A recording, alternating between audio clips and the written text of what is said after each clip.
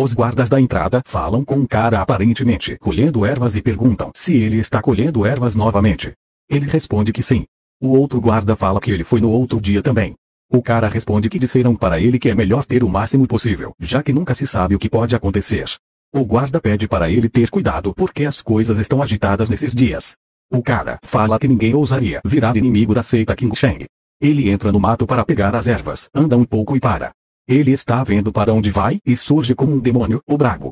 O prota faz um mata-leão e coloca a peixeira no pescoço dele. O cara fica assustado e pergunta quem ele é. O prota faz um corte na perna dele e ele grita. Em seus pensamentos, ele se pergunta quem ele é e quem faria tal coisa na montanha King Sheng. O prota pergunta se ele é um discípulo da seita King Sheng. Se ele for, balança a cabeça. O cara começa a chorar e o prota aproxima a peixeira do cara. O prota fala que vai deixar ele ir se ele responder as perguntas dele e fala para ele não pensar em fazer nada, porque senão o prota o mata antes dele tentar. O prota solta ele no chão. O prota começa a fazer as perguntas, tipo o nome dele, quem ele é. Depois disso, ele pergunta que tipo de homem é Wu Yongsan. Ele diz que é a grandiosa estrela da seita King Sheng. Ele fala que o Wu Yongsan é o maior talento que a seita já teve. Ele já dominou a maioria das artes marciais da seita King Sheng e já alcançou um estágio elevado e também está recebendo ensinamentos dos mestres antigos da seita. Em seus pensamentos, o prota fala que esse é o pior cenário possível e fala que é por isso que eles investiram 7 anos para treinar ele. O cara fala que já falou tudo e pede para poupá-lo. O prota faz alguma coisa que faz com que o corpo do figurante não obedeça. O prota começa a fazer uns barulhos bem suspeitos atrás do cara. O cara fica apavorado, olha para trás e não acredita no que vê. Ele vê o rosto dele no prota. Ele fica suando frio. Ele fala que tem algumas coisas diferentes, mas ninguém notaria. Ele se pergunta o que o prota está fazendo. Voltando para o portão da seita, o guarda pergunta por que ele já está de volta. Ele fala que esqueceu uma coisa. O guarda chama ele de cabeça de vento e fala para ele ter mais atenção na próxima vez. Então ele entra na seita e sai caminhando, e, vendo as pessoas, o prota se lembra de onde eles foram presos. Ele sai andando e chega na frente da residência do Wu Yongsan. Dentro do pátio da seita King Sheng está tendo uma reunião. O líder da seita pergunta se a situação lá fora já se acalmou. O responde que está quase rastreando os assassinos. O líder fala que meios assassinos ousaram visar a seita deles e pergunta ao irmão mais novo se isso é aceitável. Ele responde que claro que não é, alguém deve ter armado isso. Esse é o segundo em comando na seita. O líder pergunta quem eles acham que está por trás disso. Ele fala que é muito cedo para acusar alguém, mas ele mandou uns discípulos para investigar. Outro fala que isso é imperdoável, diz que a seita deles está em um ponto de inflexão crucial e eles têm que punir os culpados, para que isso nunca mais ocorra. Outro fala que farão isso, guerra entre o céu e os demônios. Em um momento perigoso, quando Jianghu estava prestes a ser conquistada pelas forças demoníacas, os notórios artistas marciais formaram a Aliança da Vontade Celestial e aqueles que decidiram participar, o Templo Shaolin, a seita Wudang e a seita do Monte Hua, alcançaram grandes feitos e recuperaram suas antigas glórias. Porém, aqueles que não participaram, como a seita King Sheng e a seita Mei, apenas ganharam o título vazio de 4 reis celestiais e não são páreos para as outras seitas na atualidade. O líder fala que se quiserem alcançar as outras seitas, não podem ser atrasados por uma coisa, assim que eles precisam se manter focados. O segundo em comando fala que se as coisas saírem como eles planejam, eles conseguirão em 10 anos. O outro cara fica feliz aparentemente, fala que, por ser habilidoso, faz sentido que seu filho também tenha sido abençoado com tanto talento. O cara pergunta como está o Wu Yongsan, fala que parece que ele não sai da residência dele há um tempo. Em seus pensamentos, o A em seus pensamentos fala que até onde ele sabe, ele está trancado cultivando. Aparece um cara em uma sala cheia de espadas, o segundo no comando pedindo desculpas por ser incapaz de criar seu filho apropriadamente. O cara fala que tudo bem e que é normal para um garoto da idade dele, e fala que ele é um jovem vigoroso. Um fala que não há necessidade de se desculpar por algo que já foi resolvido pacificamente. O segundo no comando fala que vai fazer ele se recompor. O cara fala que, independentemente do que a sociedade disser, o Wu Yongsan possui um talento verdadeiro, fala que se ensinado corretamente ele não ficará para trás dos sucessores dos 3 grandes poderosos. Os outros concordam. O líder fala que ouviu dizer que aceitaram a proposta de casamento da seita Mei. O pai do Wu fala que aceitou. Para quem ainda não sacou, o segundo no comando é o pai do Wu Yongsan.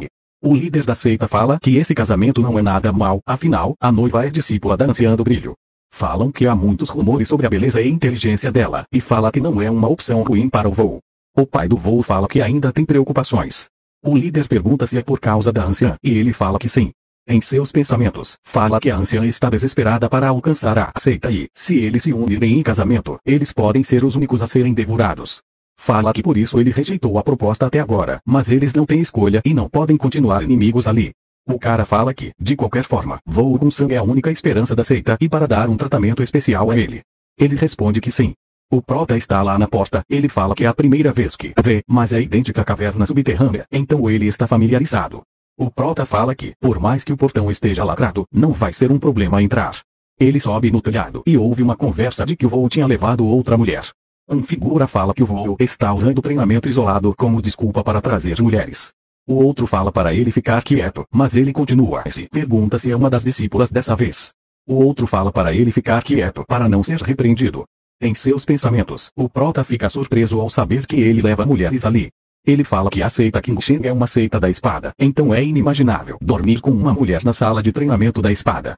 Os figurantes vão embora. O prota fala que, independentemente de onde ele vá, sempre há alguém diferente por dentro.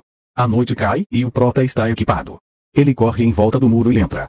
Em seus pensamentos, fala que ele não está ali e também não saiu. Ele fala que se ele não está no andar de cima, o que sobra? Aí aparece Voo com uma mulher. E cara, olha o tamanho desse cara, senhor. O cara tem o dobro do tamanho da mina, caralho.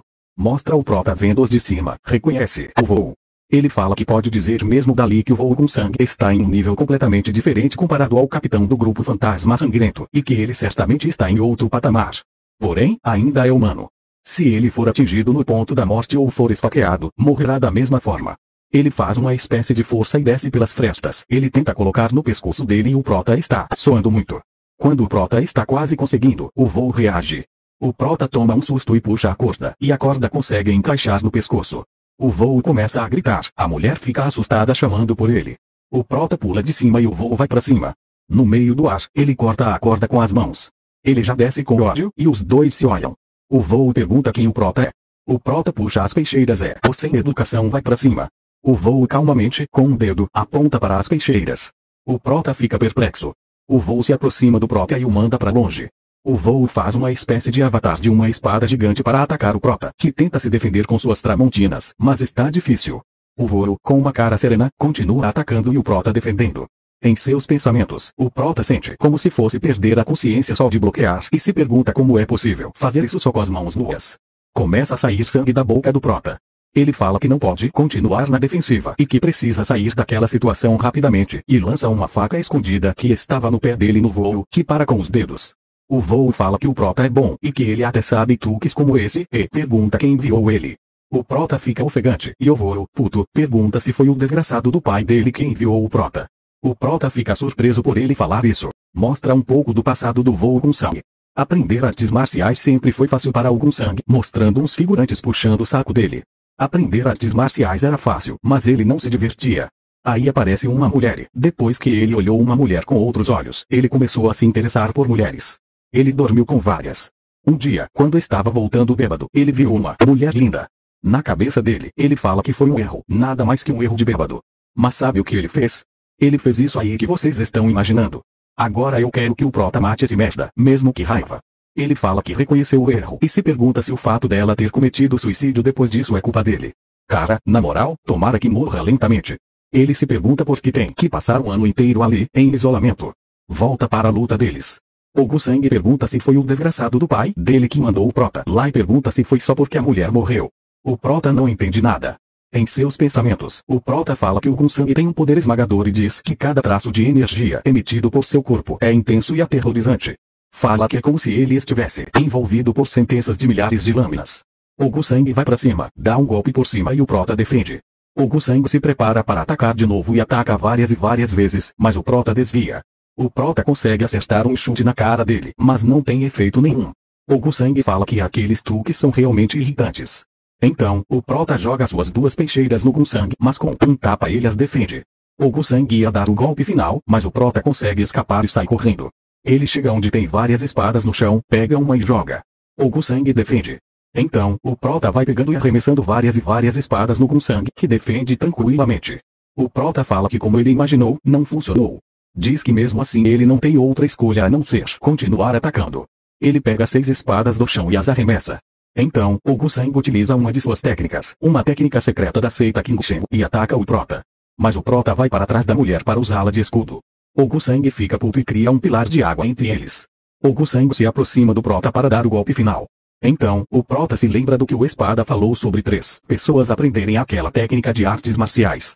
Lembra também da Soyovol, pergunta se ele iria se tornar um bode expiatório por conta própria, e ele responde. Então, o prota consegue parar o ataque do Gunsang. O Gunsang pergunta como um inseto como ele, fala que é impossível empatar. O prota utiliza a mesma técnica para bloquear e o Gunsang pergunta como um meio assassino está bloqueando aquilo. Em seus pensamentos, o prota fala que aprendeu o máximo que pôde para que pudesse sobreviver. Diz que mesmo que não tenha dominado tanto quanto o Gunsang, ele está confiante de que pode superá-lo. O prota usa uma técnica chamada mente rápida, aquela técnica lá do começo, lembram? Que a Soyovol falou que nem precisava, mas o prota falou que estava lendo porque deu vontade. Olha aí. Ele usa essa técnica meio que para antecipar os golpes do Gunsang e procurar um lugar para atacar. O prota aparece atrás dele e fala que encontrou. O prota passa pelo lado do Gunsang, vai para a frente dele e acerta em cheio, atravessando a peixeira nesse lixo imundo dos infernos. O Gunsang fica se perguntando como ele sabia, e cai igual uma merda, que é o que ele é, no chão. O nosso campeão está ofegante. Passa um tempo e mostra o líder da seita, o pai do voo, e o outro ancião. O pai do voo está lá chorando, se perguntando como aquilo aconteceu. O líder se pergunta por que fariam a seita passar por essa provação. O ancião entrega a palavra ao líder e diz que eles têm que se livrar da garota. O líder pergunta irritado se ele quer se livrar de uma discípula da própria seita. O ancião fala que a reputação do Gunsang está em jogo, diz que se a informação de que ele levou uma mulher para o treinamento isolado vazar, sua reputação irá para o fundo do poço, assim como a deles. O líder dá um grito furioso.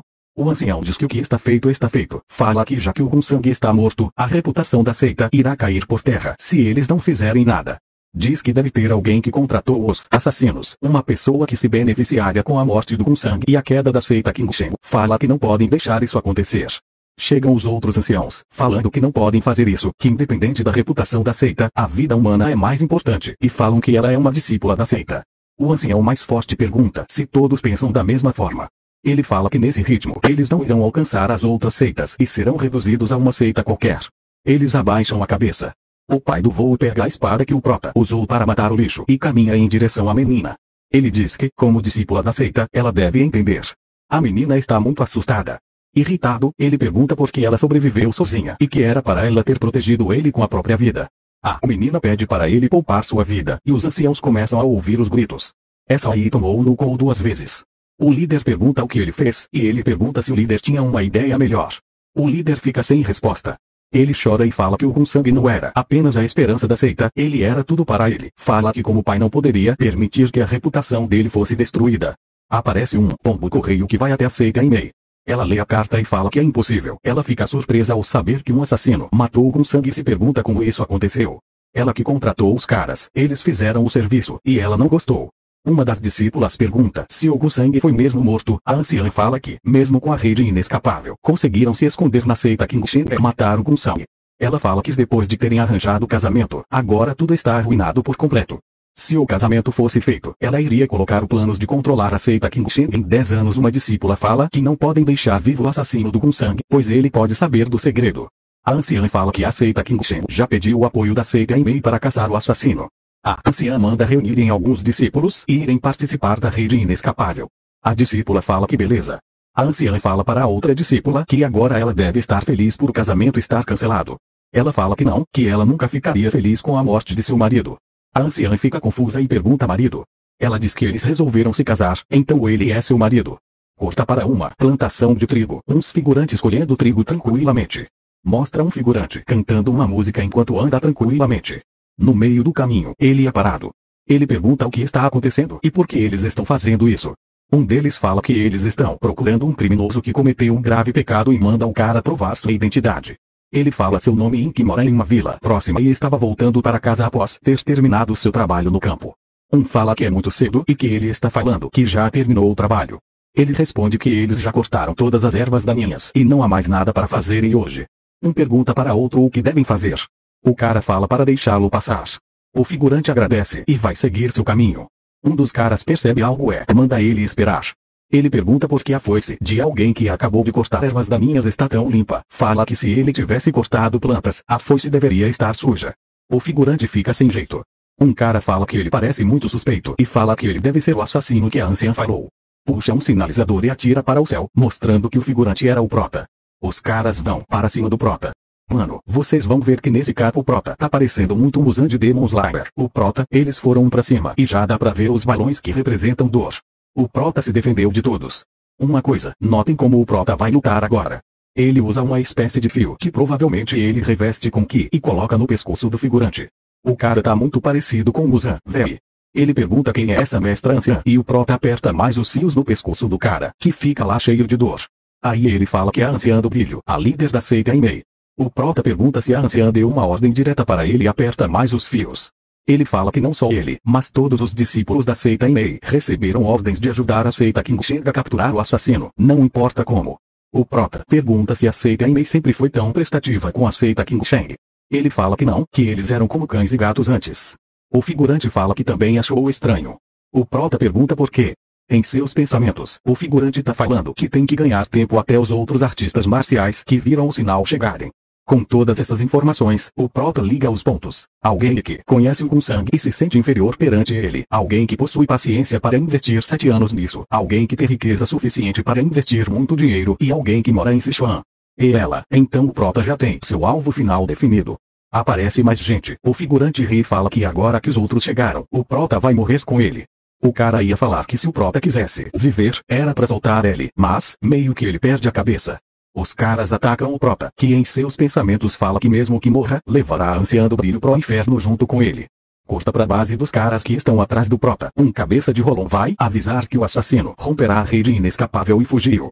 A discípula fala que ele está ficando mais forte. Em seus pensamentos fala que eles estão destinados a ver pessoas que se destacam em qualquer lugar. Mas para um mero assassino, ela fala que irão persegui-lo com todas as suas forças, mas a outra discípula fala que não vão conseguir capturá-lo assim. Em seus pensamentos fala que tem outra pessoa que se destaca ali, pergunta o que a Sohan quer dizer. Ela fala que já que ele não foi capturado pela rede de artistas marciais, significa que ele é mais habilidoso do que eles esperavam.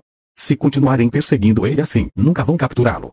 A outra pergunta o que ela propõe. Ela diz que devem prever para onde ele vai agora.